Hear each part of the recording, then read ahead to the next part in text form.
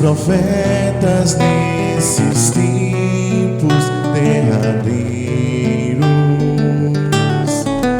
nos falou pelo seu filho, seu filho. Aleluia,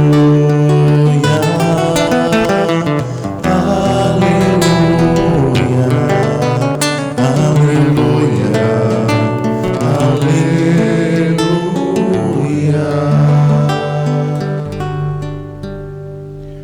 O Senhor esteja convosco. Ele está no meio de nós. Proclamação do Evangelho de Jesus Cristo segundo Lucas.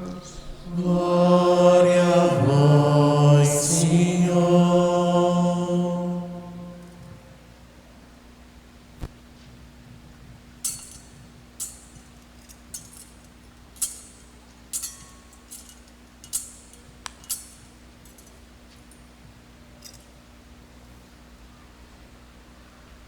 Naquele tempo, os pastores foram às pressas a Belém e encontraram Maria e José e o recém-nascido deitado na manjedoura.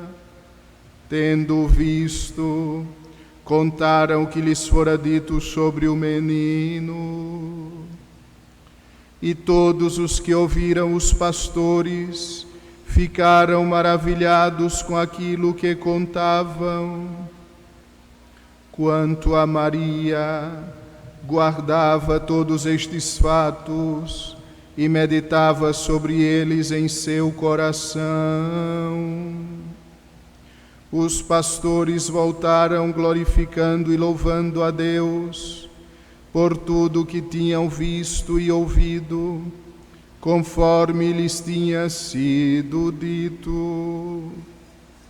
Quando se completaram os 8 dias para a circuncisão do menino, deram-lhe o nome de Jesus, como fora chamado pelo anjo antes de ser concebido.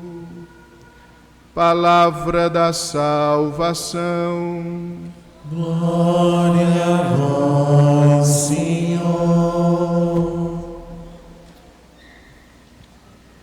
Caríssimo seminarista Carlos Eduardo, meus irmãos e minhas irmãs, aqui presentes nesta Igreja Matriz de São José, ou que nos acompanham através das mídias sociais. A Igreja Católica, ao longo de sua bimilenar história, 2 milênios, ela sempre encontrou dificuldades, perseguições. As primeiras perseguições da Igreja foram externas a ela, vinham de fora. No alvorecer da Igreja, os judeus que não aceitavam Cristo como Messias perseguiram a Igreja. Em seguida, o potente Império Romano, com toda a sua força, perseguiu a Igreja. Naquele momento, as palavras do Salmo se tornaram proféticas. Diz o salmista: se o Senhor não estivesse ao nosso lado, que eu diga a Israel neste momento: se o Senhor não estivesse ao nosso lado, nós teríamos sucumbido. Porém, existe outro tipo de perseguição, existe outro tipo de dificuldade que a igreja logo no início aprendeu a conviver. Não mais perseguições externas, mas agora perseguições internas. Nos primeiros séculos da igreja, havia um grande perigo para a fé, não mais, repito, externo a ela, mas interna. Alguns católicos, alguns que viviam dentro da igreja, padres e bispos, acreditavam que Jesus não era Deus, que Jesus, no máximo, era uma criatura humana que fora adotado por Deus como seu filho. Essa é a heresia ariana, é uma mentira sobre a fé. Um padre de Alexandria chamado Ário colocou adiante esta heresia. Dizia ele: Cristo é uma criatura de Deus. Cristo não é Deus. Cristo não tem a mesma substância de Deus Pai. Então, se Cristo não é Deus, Nossa Senhora é apenas mãe de um homem. Uma criatura não pode dar à luz o Criador, mas deu à luz um homem que era instrumento de Deus. Essa é a primeira heresia contra Nossa Senhora enquanto Mãe de Deus. Porém, o mal nunca se satisfaz. O mal sempre se reinventa. E no século V, alguns séculos depois, outra heresia nestoriana, vinda de um patriarca, de um grande bispo de Constantinopla. Ele afirmava que sim, Jesus era Deus, mas em Jesus existiam duas pessoas, dois eus, se nós pudéssemos dizer. Uma era divina e outra humana. E Nossa Senhora seria apenas mãe da criatura humana, mãe da pessoa humana de Cristo, e não mãe de sua divindade. Por isso, amados irmãos, no ano 431, todos os bispos do mundo se reuniram na cidade de Éfeso, aquela mesma cidade onde Nossa Senhora tinha morado com o apóstolo João. E ali, os bispos, guiados pelo Espírito Santo, deram a Nossa Senhora o título de Theotokos, Mãe de Deus. E é o que nós estamos celebrando hoje, amados irmãos e irmãs. Hoje são as primeiras vésperas de Nossa Senhora, Mãe de Deus. E afirmar que Nossa Senhora é Mãe de Deus vai muito mais além de um título que nós damos a Nossa Senhora.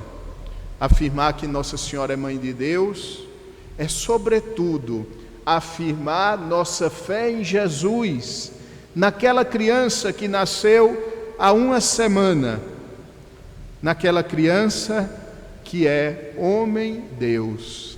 Jesus é 100% homem e 100% Deus. Em Jesus, nós encontramos a divindade e a humanidade unidas, e Maria é mãe tanto da humanidade de Jesus quanto de sua divindade. Por isso, repito, afirmar que Maria é mãe de Deus, e nós repetimos, talvez centenas de vezes ao longo da semana, é afirmar que Jesus é Deus.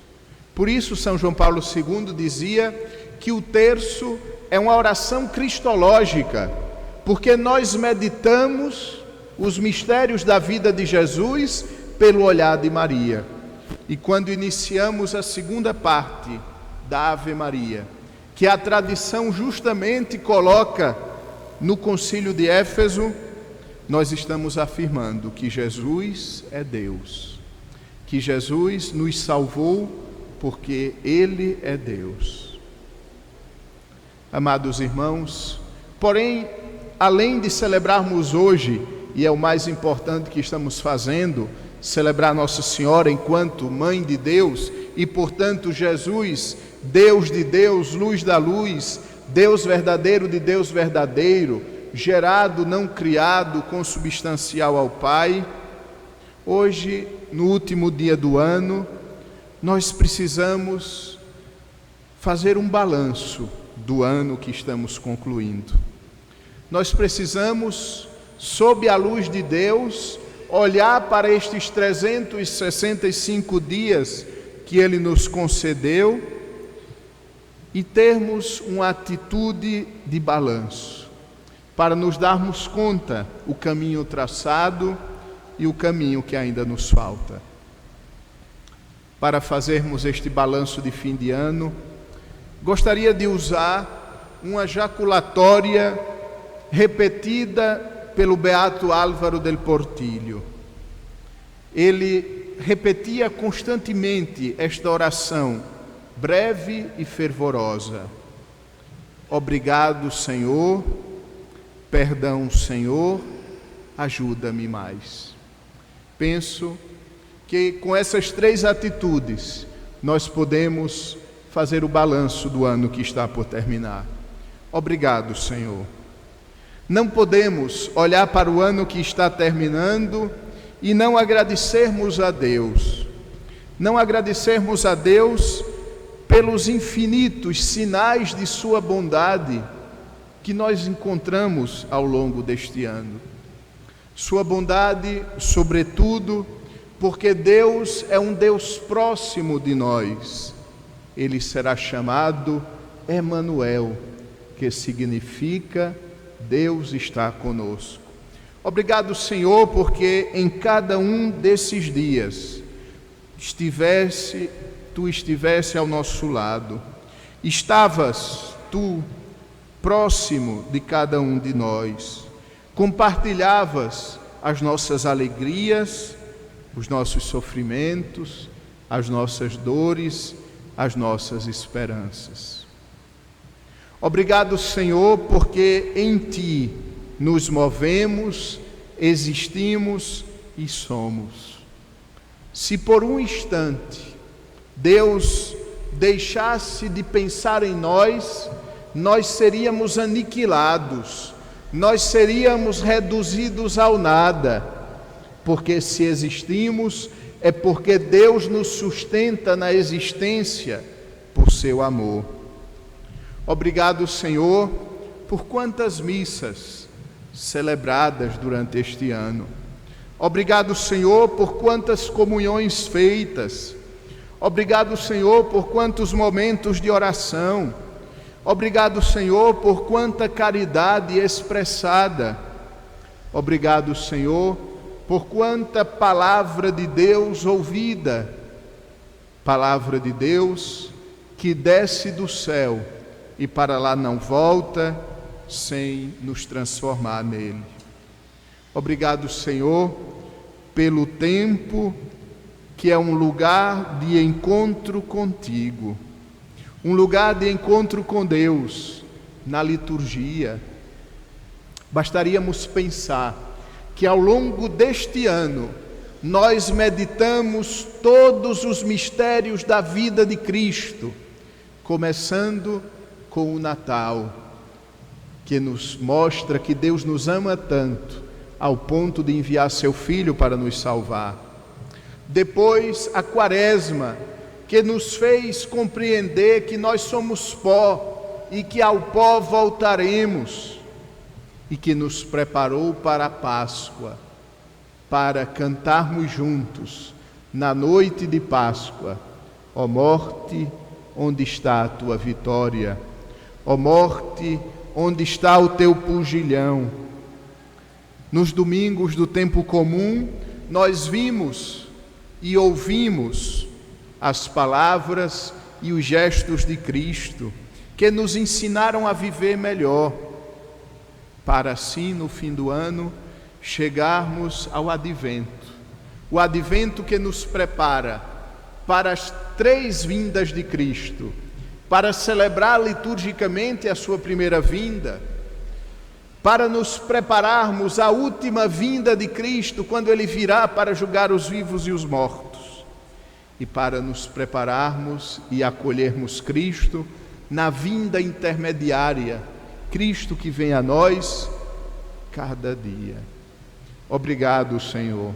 Obrigado, Senhor, por nossa família, dom de Deus.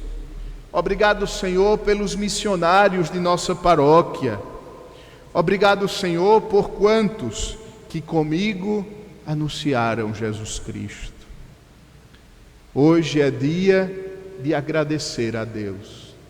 Por isso, no final da Santa Missa, nós iremos cantar o Te Deum, um antiguíssimo hino, onde a Igreja agradece a Cristo por todos os benefícios. E quem cantar este hino publicamente receberá a indulgência plenária. O segundo elemento que hoje nós precisamos ter em mente: perdão. Perdão, Senhor, por cada um dos nossos pecados. O pecado que nada mais é do que repetir no hoje da nossa vida aquele não que Adão e Eva deram a Deus, que é repetir a nossa recusa ao projeto de Deus. O perdão, que em última análise é dizer para Deus: tu não tens nada a ver com minha vida. Seria melhor viver se Deus não existisse. O perdão de Deus vem quando nós suplicamos. Mas o perdão vem, sobretudo, quando nós nos damos conta do que é o pecado. E Jesus, na parábola do filho pródigo, ele explicou muito bem o que é o pecado. O que aconteceu na parábola do filho pródigo? O filho mais novo aproxima-se do seu pai e pede a herança.